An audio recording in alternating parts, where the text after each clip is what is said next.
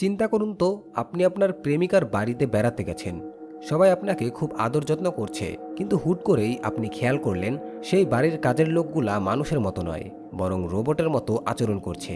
আর মাঝরাতে প্রেমিকার মা আপনাকে হিপনোটাইজ করে আপনার শরীরের নিয়ন্ত্রণ কেড়ে নিচ্ছে। আপনি কি সেখান থেকে প্রাণ নিয়ে ফিরতে পারবেন, নাকি আপনিও হারিয়ে যাবেন এক অন্ধকার সানকান প্লেসে? আজ আমরা এক্সপ্লেন করতে যাচ্ছি জর্ডান পিলের মাস্টারপিস থ্রিলার গেট আউট নামের এই মুভিটা নিয়ে। গল্পের শুরুতে আমরা একটা কালো লোককে দেখতে পাই। হঠাৎ তার কাছে একটি সাদা রঙের গাড়ি আসে এবং তাকে পিছু করতে থাকে। তখন ওই কালো লোকটা ভয়ে উল্টো দিকে যেতে শুরু করে, কিন্তু গাড়ির ভেতর থেকে একটি অজানা ব্যক্তি এসে তাকে অজ্ঞান করে দেয়, আর তারপর তাকে গাড়ির ডিকিতে ঢুকিয়ে নিয়ে চলে যায়। এরপর আমরা একটা কাপলকে দেখি, ক্রিস আর রোজ। ক্রিস একজন খুব ভালো ফটোগ্রাফার, আর রোজ সম্ভবত পৃথিবীর সবচেয়ে ভালো গার্লফ্রেন্ড। আজ ক্রিস একটু নার্ভাস, কারণ সে প্রথমবার রোজের বাবা মায়ের সাথে দেখা করতে যাচ্ছে, আর রোজ তার পরিবারকে এখনো বলেনি যে তার বয়ফ্রেন্ড একজন ব্ল্যাক। তখন রোজ বলে যে তার প্যারেন্টস অনেক শিক্ষিত, গায়ের রং বা জাতে তাদের কোনো যায় আসে না। যাই হোক, এরপর তারা গাড়িতে করে রোজের বাড়িতে যাওয়ার জন্য রওনা দিয়ে দেয়। রাস্তায় ক্রিস স্মোক করার চেষ্টা করে, কিন্তু রোজ তার সিগারেটটি বাইরে ফেলে দেয়, কারণ স্মোক করা শরীরের জন্য ভালো না। এরপর ক্রিস নিজের একমাত্র বন্ধু রডকে কল করে, যে একজন ডিটেকটিভ। ফোন করে বলে যে সে রোজের বাড়িতে যাচ্ছে। কিছুক্ষণ পর হঠাৎ একটা হরিণ তাদের গাড়ির সামনে এসে পড়ে এবং মারা যায়। তারা পুলিশ ডাকে। পুলিশ এসে ক্রিসের লাইসেন্স চাইলে রোজ রেগে যায়, কারণ গাড়ি তো সে চালাচ্ছিল, আর পুলিশ তার কাছে শুধু এই জন্য লাইসেন্স চাচ্ছিল কারণ সে ব্ল্যাক। কিন্তু ক্রিসের জন্য এটা নিত্যদিনের ব্যাপার ছিল। কিছুক্ষণের মধ্যেই তারা রোজের বাড়িতে পৌঁছে যায়, যেখানে আমরা রোজের মা বাবা ডিন এবং মিসিকে দেখতে পাই, এবং তারা ক্রিসের সাথে খুব ভালোভাবে আচরণ করছিল।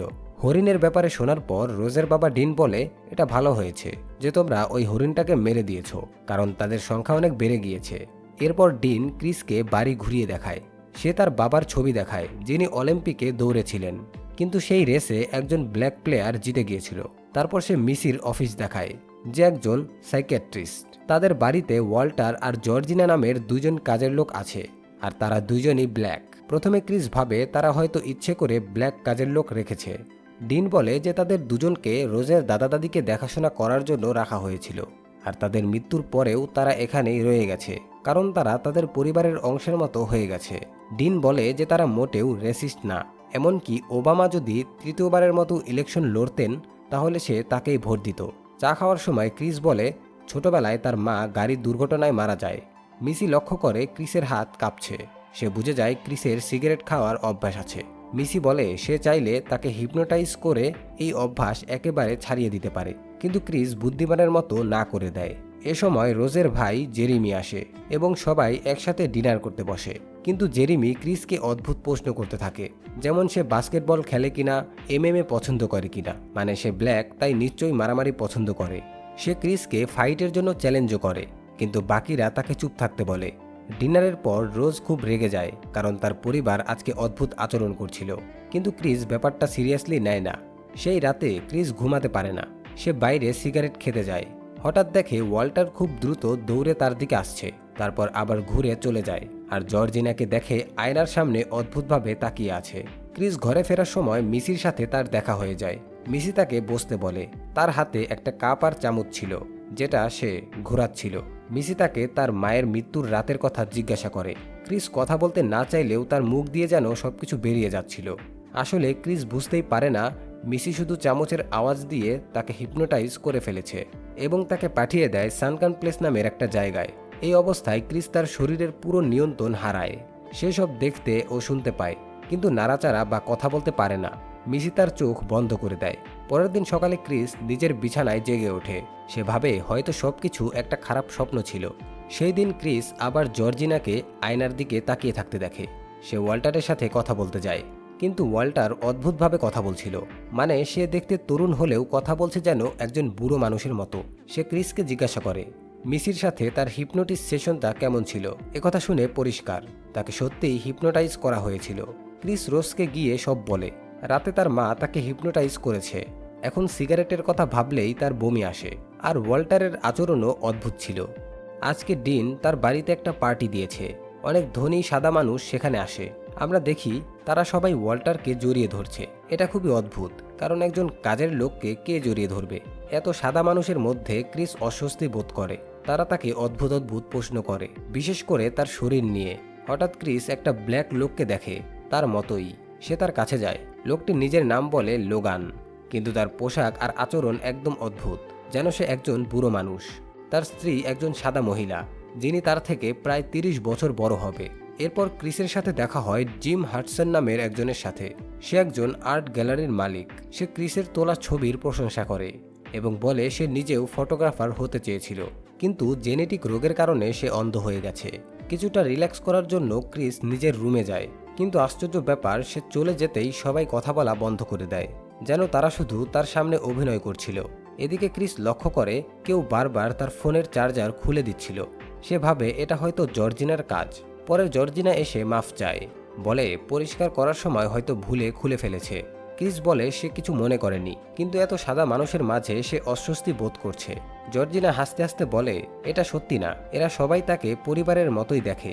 কিন্তু অদ্ভুত বিষয়, সে হাসছে কিন্তু তার চোখ দিয়ে পানি পড়ছে। এরপর ক্রিস তার বন্ধু রডকে ফোন করে সব বলে, যে তাকে রাতে হিপনোটাইজ করা হয়েছিল, আর এখানে সব ব্ল্যাক লোক বুড়ো মানুষের মতো আচরণ করছে। রড সাথে সাথে বলে ওখান থেকে বের হয়ে যাও। তার ভয় এই সাদা লোকেরা ক্রিসকে হিপনোটাইজ করে দাস বানাবে। কিন্তু ক্রিস বিষয়টা সিরিয়াসলি নেয় না। কিছুক্ষণ পর সবাই ক্রিসকে প্রশ্ন করে একজন আফ্রিকান হওয়ার সুবিধা অসুবিধা কি। ক্রিস লোগানকে উত্তর দিতে বলে। লোগান বলে ব্ল্যাক হওয়া তার জন্য দারুণ। এই সময় ক্রিস লুকিয়ে তার ছবি তুলতে যায়, কিন্তু ফ্ল্যাশ অন ছিল এবং হঠাৎ লোগানের কিছু একটা হয়ে যায়। সে একদম পাগলের মতো আচরণ করে এবং ক্রিসের ওপর ঝাঁপিয়ে পড়ে চিৎকার করে একটাই শব্দ বলে, গেট আউট। এখন ক্রিস বুঝে যায় এখানে কিছু একটা ভয়ঙ্কর গন্ডগোল আছে। কিছুক্ষণ পর ডিন আর মিসি বলে লোগানের শুধু একটা সিজার হয়েছিল, এখন সে ঠিক আছে, এবং সবার কাছে ক্ষমা চেয়ে চলে যায়। এরপর ক্রিস আর রোজ লেকের পাশে যায়। ক্রিস বলে এখানে তার একদম ভালো লাগছে না। তাদের মধ্যে একটু তর্ক হয়। ক্রিস বলে যেদিন তার মা অ্যাক্সিডেন্ট করেছিল তারপরেও সে অনেকক্ষণ বেঁচে ছিল। সে তখনই পুলিশকে ডাকলে তার মা হয়তো বাঁচতে পারত। রোজ তাকে সান্ত্বনা দেয় এবং বলে তারা এখান থেকে চলে যাবে। সব সাদা লোকেরা একটা সাইলেন্ট অকশন করছিল, আর তারা যাকে বিক্রি করছে সে আর কেউ না, ক্রিস। এই অকশন জিতে নেয় জিম হডসন, মানে ওই অন্ধ লোকটা। ক্রিস আর রোজ বাড়ি ফিরে আসে। ততক্ষণে সব অতিথি চলে গেছে। ক্রিস তার রুমে গিয়ে লোগানের ছবি রডকে পাঠায়। রড সাথে সাথে ফোন করে বলে এই লোক লোগান না, এটা আন্দ্র, যার সাথে তারা আগের পার্টিতে দেখা করেছিল। মানে মুভির শুরুতে যে লোকটা কিডন্যাপ হয়েছিল সেই এখন লোগান। এটা শুনে ক্রিস শক হয়ে যায়। এর মধ্যে তার ফোনের ব্যাটারি শেষ হয়ে যায়। সে রোজকে বলে তাদের এখনই এখান থেকে চলে যেতে হবে। সে তাকে মিথ্যা বলে যে তার কুকুর অসুস্থ হয়ে গেছে। রোজ গাড়ির চাবি খুঁজতে যায়। এই সময় ক্রিস দেখে রোজের আলমারি খোলা। সে ভেতরে একটা বক্স পায় যেখানে রোজের সব এক্স বয়ফ্রেন্ডের ছবি রাখা, সবাই ব্ল্যাক, যেখানে রোজ বলেছিল ক্রিসই তার প্রথম ব্ল্যাক বয়ফ্রেন্ড। আরও শকিং, সেখানে ওয়াল্টার, জর্জিনা আর আন্দ্রেরও ছবি ছিল। এখন ক্রিস সবকিছু বুঝে যায়। সে নিচে নামলে জেরিমি তার রাস্তা আটকে দাঁড়ায়। ডিন আর মিসিও তাকে ঘিরে ধরে। ক্রিস চিৎকার করে রোজের কাছে গাড়ির চাবি চায়। তখন রোজ আসল রূপ দেখায়। চাবি শুরু থেকেই তার কাছেই ছিল। ক্রিস পালাতে গেলে মিসি আবারও কাপ চামচ বাজায়, আর ক্রিস আবার সেই সানকান প্লেসে চলে যায়। ওরা তাকে বেঁধে কোথাও একটা নিয়ে যায়। পরের দিন রড বারবার ফোন করে। কোনো উত্তর না পেয়ে সে পুলিশের কাছে যায় এবং বলে যে তার বন্ধুকে কিছু সাদা মানুষ ধরে তার ব্রেন ওয়াশ করে তাকে দাস বানিয়ে ফেলেছে। কিন্তু কেউ এটা বিশ্বাস করে না, সবাই হাসাহাসি করে। এদিকে ক্রিসের বেসমেন্টে জ্ঞান ফেরে। তাকে একটা চেয়ারে বেঁধে রাখা হয়েছে। তার সামনে একটা টিভিতে রোজের দাদার ভিডিও চলে, যেখানে সত্যিটা জানা যায়। তারা এমন একটা টেকনোলজি আবিষ্কার করেছে যেখানে একজন মানুষের ব্রেন অন্য মানুষের শরীরে বসানো যায়। এটাকে বলে কোয়াগুলা প্রসিজার। এরপর আবারও সেই কাপ এবং চামচের আওয়াজ আসে, আর ক্রিস আবারও অজ্ঞান হয়ে যায়। পরের দিন টিভিতে দেখা যায় জিম হাডসনকে, যে ক্রিসকে অকশন থেকে কিনেছিল। হাডসন ক্রিসের সকল ডাউট ক্লিয়ার করতে এসেছে, যেন তাদের প্রসিজার ভালো করে সম্পূর্ণ হয়। তো এখন আমি আপনাদের বুঝাবো যে এখানে কি চলছে। আসলে রোজের ফ্যামিলি ব্রেন ট্রান্সপ্ল্যান্ট করার একটা প্রক্রিয়া খুঁজে পেয়েছিল। প্রক্রিয়াটা এমন, আগে ভিকটিমকে হিপনোটাইজ করে সানকান প্লেসে পাঠানো হয়, তারপর তার শরীরের কন্ট্রোল নিয়ে নেয়। এরপর ধনী সাদা লোকের ব্রেন তার শরীরে বসানো হয়, ফলে সেই সাদা লোক নতুন শরীর পায়, আর আসল মানুষ চিরতরে সানকান প্লেসে আটকে পড়ে। ওয়াল্টার, জর্জিনা সবাই এর শিকার। তাদের শরীরে এখন অন্য কারো ব্রেন লাগিয়ে দেওয়া হয়েছে, আর এই জন্য আমরা দেখতে পেয়েছি যে তারা অদ্ভুত আচরণ করছিল। এখন জিম হাডসন ক্রিসের শরীর নিতে চায়। ক্রিস তাকে প্রশ্ন করে যে শুধু কালো মানুষই কেন, হাডসন বলে যে আফ্রিকান লোকেদের জেনেটিক্স অন্য যে কোনো মানুষের থেকে অনেক ভালো হয়, কিন্তু হাডসনের তার কালার দিয়ে কোনো আসে যায় না, কারণ সে শুধু ক্রিসের চোখ চায়। এরপর আবারও সেই কাপ এবং চামচের আওয়াজ হয়। ক্রিস আবার অজ্ঞান হয়ে যায়। এদিকে অন্য রুমে ডিন হাডসনের ব্রেন সার্জারি শুরু করে দিয়েছে, আর জেরেমি ক্রিসকে নেওয়ার জন্য আসে। সে তার হাত খুলে যখনই অন্যদিকে তাকায়, ক্রিস একটা বল দিয়ে তার মাথায় বাড়ি দেয়। তখন আমরা জানতে পারি যে তাকে যে চেয়ারের সাথে বেঁধে রাখা হয়েছিল, ওই চেয়ারের তুলা সে তার কানের ভেতরে গুজে নিয়েছিল, যাতে কাপের শব্দ সে আর শুনতে না পায়। জেরেমিকে খুঁজতে ডিন বাইরে এলে ক্রিস হরিণের শিং তার শরীরে ঢুকিয়ে তাকে মেরে ফেলে। বাইরে যাওয়ার সময় ক্রিসের সামনে পড়ে যায় মিসি, যে তার কাপ নিতে চায়, কিন্তু ক্রিস দৌড়ে গিয়ে সেটাকে ভেঙে ফেলে। মিসি স্ক্রুড্রাইভার দিয়ে ক্রিসের ওপর আক্রমণ করে, কিন্তু ক্রিস সেটাকে তার মাথায় ঢুকিয়ে তাকেই মেরে ফেলে। এখন ক্রিস প্রায় বাইরে চলেই গিয়েছিল, তখনই পেছন থেকে আবারও জেরেমি তাকে হামলা করে, কিন্তু ক্রিস তার পায়ে আক্রমণ করে তাকে ফেলে দেয় এবং তার মাথায় বারবার লাথি মেরে তাকে মেরে ফেলে। রোজ উপরে বসে গান শুনছিল আর ইন্টারনেটে তার পরবর্তী শিকার খুঁজছিল। বাইরে ক্রিস জেরেমির গাড়ি নিয়ে পালানোর চেষ্টা করে, তখন তার গাড়ির সামনে জর্জিনা চলে আসে। ক্রিস দয়া করে তাকে গাড়িতে উঠিয়ে নেয়। আর এতক্ষণে তো আপনারা বুঝেই গিয়েছেন যে জর্জিনা এবং ওয়াল্টারের ভেতরে আসলে রোজের দাদা এবং দাদি রয়েছে।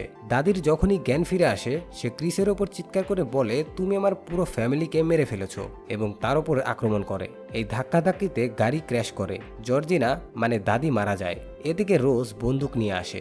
ওয়াল্টার মানে দাদা এসে ক্রিসকে ধরে ফেলে। সে প্রায় ক্রিসের গলা টিপে তাকে মেরেই ফেলছিল। তখন ক্রিস বুদ্ধি খাটিয়ে মোবাইলের ফ্ল্যাশ জ্বালায়, এতে আসল ওয়াল্টার জেগে ওঠে। সে রোজের কাছ থেকে বন্দুক নিয়ে রোজকে গুলি করে, তারপর নিজেকেও মেরে ফেলে।